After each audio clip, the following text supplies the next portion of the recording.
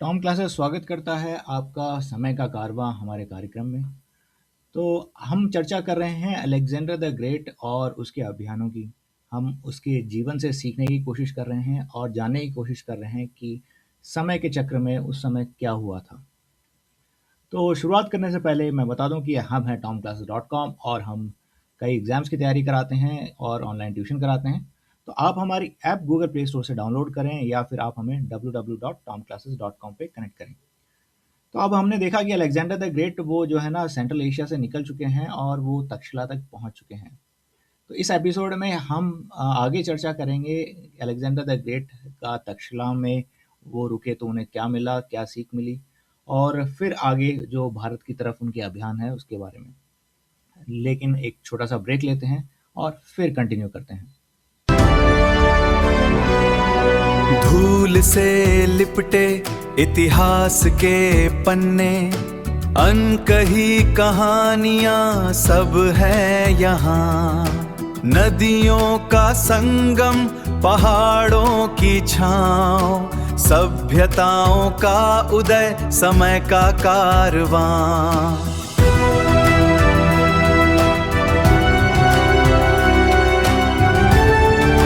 Alexander the great वो central Asia से निकल चुके थे और वो भारत की तरफ आ रहे थे। बीच में उनको कई प्रतिरोधों का सामना करना पड़ा और उन्हें जो है वो उनके ऊपर नियंत्रण करके जो है तक्षशिला तक पहुंच चुके थे। जब वो तक्षशिला पहुंचे तो उन्हें ये जान के बहुत आश्चर्य हुआ और बहुत अद्भुत महसूस हुआ कि जो तक्षशिला था वो उस समय बहुत ज़्यादा एक इवॉल्व सिटी था। पहले तो तक्षशिला जो है एक ट्रेड रूट के ऊपर जो है पड़ता था और यहाँ से जो है ना व्यापार होता था सेंट्रल एशिया, पर्शिया और चीन की तरफ।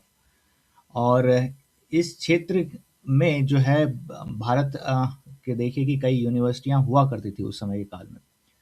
तो तक्षशिला में जो है ना उस समय कई विषयों पे जो है ना लोग शिक्षा दीक्षा ग्रहण करने के लिए आते थे। इसमें से कुछ क्षेत्र जैसे कि मेडिसिन, गणित, एस्ट्रोनॉमी, फिलॉसफी, मिलिट्री अलायंस और स्टेटक्राफ्ट एंड गवर्नेंस। तो ये जो थे ये ऐसे सब्जेक्ट्स के लिए जो है ना राजा राजा के बच्चे और नोबलमैन के बच्चे और देश विदेश से लोग जो है यहाँ आते थे और अपनी शिक्षा ग्रहण करते थे। जब अलेक्जेंडर द ग्रेट यहाँ पहुंचा और उसकी सेना यहाँ पहुंची तो उन्हें ये देख के वो बहुत अचंभित हुए और उन्होंने बहुत एडमायर किया कि जो है भारत जैसे देश में उसे एक महान देश क्यों कहा जाता है। क्योंकि हम शिक्षा के क्षेत्र में भी महान थे, हम व्यापार के क्षेत्र में भी महान थे और हमारी जो हम एक सब प्रभु और जो है ना संपन्न देश हुआ करते थे। तो जो तक्षशिला है उस समय का जो राजा था उसका नाम था अंबी। अब अंबी के सामने जो है कुछ चुनौतियाँ थी। पहली चुनौती ये थी कि उसके पड़ोस में पोरस जो एक बहुत शक्तिशाली शक्तिशाली राजा थे, उससे उन्हें डर लगता था कि वो जो है कभी जो है ना उनके ऊपर हमला करके जो है उनके राज्य को जो है अपने राज्य में ना मिला ले। और दूसरी तरफ उन्होंने अलेक्जेंडर द ग्रेट के भी किस्से सुन रखे थे। उन्हें अब पता था कि अलेक्जेंडर द ग्रेट को हराना जो है ना नामुमकिन है उनके लिए। तो वो जो है एक डिप्लोमेटिक रास्ता अपनाते हैं और उसके तहत वो अलेक्जेंडर द ग्रेट के साथ संधि कर लेते हैं और उन्हें जो है कई उपहार देते हैं। उपहार में वो कई हाथी, घोड़े और कई पशु देते हैं। बहुत सारा सोना-चांदी देते हैं और बहुत सारे गिफ्ट्स भी देते हैं। इसी को अलेक्जेंडर द ग्रेट भी जो है ना रेसिप्रोकेट करते हैं और अंबी की जो पोज़ीशन है उसको वो रिस्टोर करते हैं और अपनी तरफ से भी गिफ्ट देते हैं। तो इस तरह से अलेक्जेंडर द ग्रेट को जो है ना एक सप्लाई चेन हब मिल गया था अपने आगे के अभियानों के लिए। और साथ ही जो है उनको बहुत सारी धन दौलत मिली थी एज़ अ गिफ्ट। तो एक तरह से जो उनकी आप कहिए तो एक सपोर्ट हो गई थी आगे चल के आगे के अभियानों के लिए। तो दोनों राजा अब जो है एक-दूसरे के मैत्री हैं, मतलब कि they are friends of each other. और अलेक्जेंडर द ग्रेट कुछ दिन तक्षशिला में रहे रहे और जब वो तक्षशिला में थे तो उन्हें जो है ना एक अवसर मिला जो हमारे साधु संत हैं उनके साथ जो है ना उनके साथ भेंट करने का या उनके साथ इंटरेक्शन करने का। तो ग्रीक फिलोसोफर्स ना हमारे जो ये साधु संत हुआ करते थे इनको वो जिम्नोस्टिस्ट कहते थे यानी कि नेक्ड फिलोसोफर्स। तो जो अलेक्जेंडर द ग्रेट हैं उनके कई वार्तालाप हुए जो ये साधु संतों से, और उन्हें ये देख के बहुत जो है ना ज्ञान और दीक्षा और जो है ना अचंभित वो उन्होंने महसूस किया। कई किस्से हैं, उसमें से ये है कि जब अलेक्जेंडर द ग्रेट एक साधु से मिले, तो अलेक्जेंडर ने उनसे पूछा कि तुम्हारी सबसे प्रमुख उपलब्धि क्या है? तो उस साधु ने कहा कि मैंने अपने आप पे विजय पाई है। तो ये जवाब सुन के अलेक्जेंडर द ग्रेट जो है ना बहुत चकित रह गए, क्योंकि अपने आप पर विजय ही जो है ना सर्वोच्च विजय होती है। फिर आगे संवाद होता है और वो कहते हैं कि जो साधु थे वो कहते हैं कि तुम हो सकता है कि जो है ना तुमने कई राज्यों पे अपना आधिपत्य जमाया हो, कई राजाओं को हराया हो, लेकिन तुम मृत्यु को नहीं हरा पाओगे। तो ये देख के अलेक्जेंडर द ग्रेट ये सुनकर जो है ना वो स्तब्ध रह गए और बहुत देर तक जो है चिंतन में रहे, और उन्हें वाक़ई में एहसास हुआ कि जो सबसे जो शक्तिशाली लोग हैं वो तो जो है उनके पास न कोई हथियार है, न कोई आर्मर है। बस वो जो हैं ऐसे लोग हैं जो ज्ञान की तलाश में जो है जो है उन्होंने अपना जीवन समर्पण कर दिया है, न कि दूसरों के ऊपर अत्याचार करने और उनके ऊपर विजय पाने के लिए। सो उन्होंने देखा कि ये साधु जो है इन्हें किसी चीज़ का डर नहीं है, न ही गरीबी का, न ही सफ़रिंग का, न ही मृत्यु का। तो अलेक्जेंडर द ग्रेट के लिए ये एक आप कहिए तो एक मार्गदर्शक था।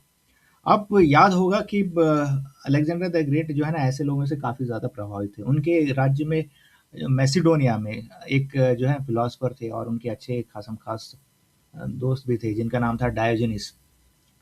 तो जब वो थेबियंस और जो है ना ऊपर आप कहिए जब ट्राइबल एरियाज़ के ऊपर अटैक करने जा रहे थे, जो मैसिडोनिया के ऊपर थे राज्य, तो वो जो है डायोजेनिस से पूछते हैं कि भाई मैं तुम्हारे लिए कुछ कर सकता हूँ? तो डायोजेनिस उस समय जो है ना थोड़ी धूप आ रही थी, तो उसके बीच में अलेक्जेंडर द ग्रेट खड़े थे। तो डायोजेनिस कहता है कि हाँ, तुम थोड़े से साइड हट सकते हो ताकि जो है ना तुमने मेरी धूप रोक रखी है, तो बस इतना कर सकते हो मुझसे। तो ये देख के जो है ना अलेक्जेंडर द ग्रेट मुस्कुराते हैं और कहते हैं कि अगर मैं अलेक्जेंडर नहीं होता तो मैं डायोजेनिस होता। तो डायोजेनिस डायोजेनिस वैसे बहुत रिच आदमी थे। तो लेकिन वो जो है ना हमेशा जो है ना एक बहुत सीधे-साधे जो है ना उसमें सीधा-साधा उनका जीवन था। कहा जाता है कि उनके पास एक गिलास और पहनने के लिए कुछ कपड़े ही वो रखते थे, और एक दिन हुआ ऐसा कि जो है ना उनका गिलास चोरी हो जाता है। तो ये देख के वो मुस्कुराते हैं, तो लोग हँसते हैं, बोलते हैं कि इसके पास एक गिलास था वो भी चला गया, तो ये फिर भी मुस्कुरा रहा है। तो डायोजेनिस कहते हैं कि चलो एक चीज़ थी वो चली गई, अब तो उसकी भी चिंता करने की ज़रूरत नहीं है। तो डायोजेनिस का ये जो रवैया था, ये that's why he is called like one of the greatest philosopher in Macedonia. तो ये था। तो अब अलेक्जेंडर द ग्रेट जो है हमारे साधु संतों से मिलते हैं, और अब वो आगे की तरफ क्योंकि तक्षशिला में से होते हुए वो भारत की तरफ आना चाहते थे।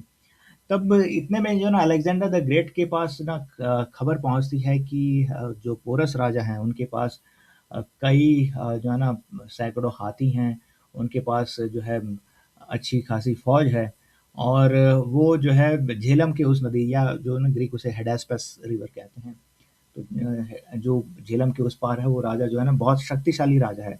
और आप वो देखेंगे तो पोरस की हाइट भी लगभग 6 फुट से ज़्यादा की थी, और उनके पास वाकई में बहुत सारे हाथी थे, और उनकी सेना अच्छी खासी थी। तो अलेक्जेंडर द ग्रेट पहले तो जो है ना सबमिशन के लिए जो है दूत भिजवाते हैं पोरस के पास, लेकिन पोरस जो है उसे रिफ्यूज़ कर देते हैं और कहते हैं कि वो अलेक्जेंडर द ग्रेट से जो है ना युद्ध क्षेत्र में मिलेंगे। तो उस समय का क्या था कि ये कुछ मौसम मतलब मानसून का मौसम था। जुलाई का ही रहा होगा, जून जुलाई जुलाई अगस्त के आसपास का रहा होगा, और झेलम में ना बाढ़ आई हुई थी, और झेलम नदी का प्रवाह बहुत ना तेज था। तो दोनों तरफ की सेनाएं जो है ना इस नदी के दोनों किनारों की तरफ थी, और दोनों को अब अलेक्जेंडर द ग्रेट को जो है ना समझ में नहीं आ रहा था वो अ, आगे क्या करें। तो जो झेलम नदी थी उसमें जो है ना उस समय काफ़ी उफान पे थी वो, और अलेक्जेंडर द ग्रेट ने इसको कोशिश करने मतलब कई बार कोशिश करने की कोशिश की, मतलब कि कई बार कोशिश की कि वो ताकि ना इस नदी को पार कर लें, लेकिन जो है वो सक्सेस नहीं हो पा रहे थे। तो अलेक्जेंडर द ग्रेट जो है ना वो अ, कई दिनों तक जो है झेलम नदी के जो है ना इस पार उस पार जो है ना वो खड़ी रही, उनकी फ़ौज खड़ी रही। और ये देख के जो है ना पोरस को भी समझ में आ गया था कि अलेक्जेंडर जो है ना ऐसी गलती नहीं करेंगे कि वो इस उफनती हुई जो नदी है उसको पार करके जो है ना सीधे जो है ना पोरस के राज्य पे हमला करें। तो लेकिन जो है ना इसी के साथ ना अलेक्जेंडर द ग्रेट एक एक और जो है ना टेक्निक अपनाते हैं। वो अपनी सेना को रैपिडली मूव करते रहते हैं जगह जगह से जगह तक, और जो क्रॉसिंग पॉइंट्स थे। अब उनके पीछे पीछे क्या है कि पोरस को भी अपनी सेना को जो है ना मूवमेंट देनी पड़ती थी कि भाई जो है अलेक्जेंडर द ग्रेट की जो सेना है कहीं जो है नदी को ना क्रॉस कर ले जहाँ पे वीक पॉइंट्स हैं। लेकिन कई दिन और फिर कई हफ्ते हो जाते हैं और ये सिलसिला जो है चलता रहता है। अब अलेक्जेंडर द ग्रेट के इस तरह के जो उनकी हरकतें थी ये देख के पोरस जो है वो समझ जाते हैं कि अलेक्जेंडर द ग्रेट जो है ऐसी गलती नहीं करेगा कि वो जो है नदी को क्रॉस करे। लेकिन होता ये है कि एक समय आता है जब आसमान में बहुत तेज बिजली गड़गड़ाती है और बहुत तेज बारिश हो रही होती है और तूफान आ जाता है। तो इस तूफान का फ़ायदा हो उठाते हुए जो है ना अलेक्जेंडर द ग्रेट अपनी छोटी-सी टुकड़ी लेके जो है ना उत्तर की तरफ जाते हैं और वहाँ पे जहाँ पे नदी कम गहरी थी और जहाँ पे जो है सकड़ी थी वहाँ से जो है ना उसे क्रॉस कर लेते हैं। और इस गड़गड़ाहट में जो है ना पोरस की सेना को पता नहीं चलता है, और या फिर वो जो है ना थोड़े से नेग्लिजेंट हो गए थे जो अलेक्जेंडर द ग्रेट है उसकी हरकतें देख के। और जो है ना इस मौके का फ़ायदा उठा के अलेक्जेंडर द ग्रेट जो है ना अपनी सेना को जो है ना रिवर क्रॉस करा देते हैं। अब जो दोनों राज्य थी मैसिडोनियन और पोरस की सेना, वो अब आमने-सामने थी। और जैसे ही पोरस को ये पता चलता है कि अलेक्जेंडर की जो सेना है उसने अपनी रिवर क्रॉस कर दी है, तो वो अपनी सेना को आदेश देते हैं कि जो है ना वो हमला करें जो अलेक्जेंडर द ग्रेट है उसकी सेना के साथ।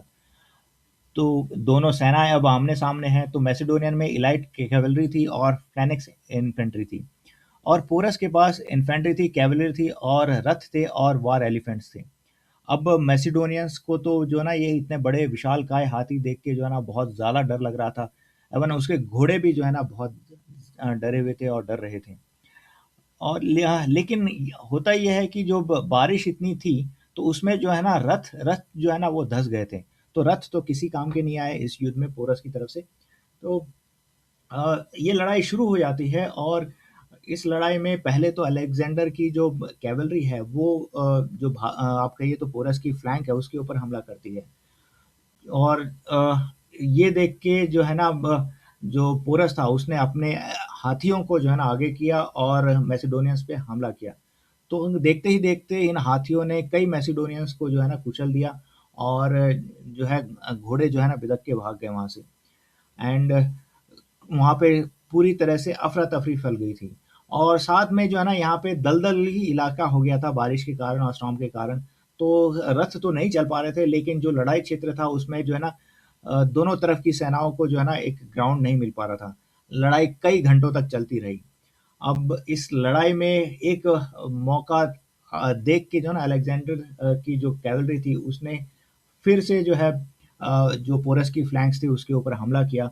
और अब थोड़ा-सा ना जो पोरस की सेना थी वो थोड़ी कमज़ोर होती दिख रही थी। अब कुछ समय बाद जो है एक मुकाम आया जहाँ पे पोरस की सेना जो है ना ऑलमोस्ट थक हार चुकी थी। लेकिन पोरस अभी भी जो है मैदान छोड़ के या जो है ना युद्ध क्षेत्र छोड़ के जो है जाने से मना करते हैं और वो लड़ते रहते हैं। और उनका मानना था ए किंग नेवर रिट्रीट्स। तो कुछ समय बाद जब लड़ाई का निर्णय होता है तो जो है अलेक्जेंडर की वहाँ पे जीत होती है। और अलेक्जेंडर अपने दूत के द्वारा जो है एक मैसेज पहुँचाते हैं पोरस के सामने और उसे उन्हें कहते हैं कि भाई उन्हें जो पोरस हैं उन्हें कहिए कि वो अपने हाथी से नीचे आ जाएँ और आके मिलें। और फिर जो है पोरस जो है अलेक्जेंडर द ग्रेट से मिलते हैं और अलेक्जेंडर उनसे पूछते हैं कि how should I treat you? मैं तुम्हारे साथ कैसा बर्ताव करूँ? यानी तुम्हारे साथ क्या किया जाए? तो पोरस कहते हैं वैसा ही जैसा एक राजा दूसरे राजा के साथ करता है। और ये संवाद जो है हिस्ट्री में और इतिहास में दर्ज है।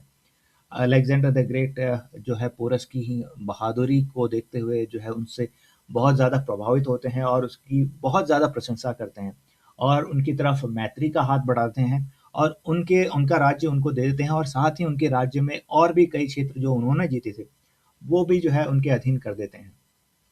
अब ये लड़ाई खत्म हो चुकी थी, लेकिन इस लड़ाई की अलेक्जेंडर द ग्रेट को जो है ना बहुत भारी कीमत चुकानी पड़ी थी। उसके कई सिपाही मारे गए थे और कई घंटों तक मशक्कत करनी पड़ी थी। उन्हें एक ऐसी सेना का सामना करना पड़ रहा था जो हारने के लिए बिल्कुल तैयार नहीं थी। अब यह देख के जो है ना अलेक्जेंडर द ग्रेट और उसकी सेना में जो है ना एक चिंता हो गई थी और वो जो है अब आगे न जाने की जो है ठान लेते हैं। हालाँकि अलेक्जेंडर द ग्रेट अपना अभियान जारी रखना चाहते थे, लेकिन अब जो है सेना जो है उनकी टूट चुकी थी, अब वो आगे नहीं जाना चाहती थी। इनफैक्ट उनको जो है ना ये भी खबर मिली थी कि जो आगे के राजा हैं वो बहुत शक्तिशाली राजा हैं, जैसे कि नंदा अम्पायर हुआ। तो नंदा अम्पायर के पास कई सैकड़ों हाथियों की फ़ौज थी, कई बहुत बड़ी सेना थी और जो है ना ये शायद सुसाइडल होता मैसिडोनियन आर्मी के लिए। तो अलेक्जेंडर द ग्रेट जो है अब एक दुविधा में थे। तो उनके सामने एक दुविधा थी कि उनके सिपाही तो आगे नहीं बढ़ना चाहते, पर वो आगे। तो ये था हमारा समय का कारवां एपिसोड और हम अपने अगले एपिसोड में आपको आपके लिए लेके आएँगे कि अलेक्जेंडर द ग्रेट आगे क्या करते हैं, उनका आगे का अभियान क्या होता है? क्या वो भारत के अंदर प्रवेश करते हैं धूल से लिपटे इतिहास के पन्ने, अनकही कहानियां सब है यहाँ। नदियों का संगम, पहाड़ों की छांव, सभ्यताओं का उदय, समय का कारवां।